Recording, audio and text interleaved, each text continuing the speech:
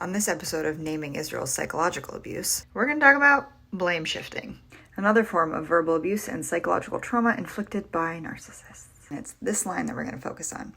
Blame shifting not only elevates the abuser, but it rationalizes his or her unwillingness to take responsibility. Because that's what it's called when Israel says things like this and places the responsibility on Hamas and Palestinians to keep Israeli hostages safe while Israel is indiscriminately bombing all of Gaza. And I bring this up because I want you guys to ask yourselves how anyone can believe that something like this makes any sense. Because it debunks everything that Israel has claimed. Like them claiming that they don't target Palestinian civilians in Gaza and they knew exactly where Hamas was and that's where they were bombing. Because if that were true and they knew that these hostages were with Hamas, they knew that they were bombing the hostages. But that they didn't know where the hostages were, which was their excuse for not being able to go in and strategically find the hostages and bring them home, and instead chose to indiscriminately bomb the entirety of the Gaza Strip, putting everyone, including the hostages, in danger.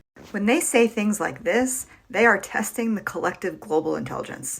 Things like this set the stage for what they will be able to get away with in the future.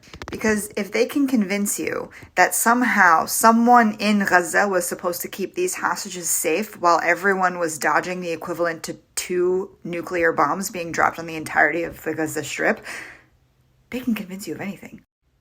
Where are all of you mental health and psych influencers? This is textbook abuse. They're giving you great content.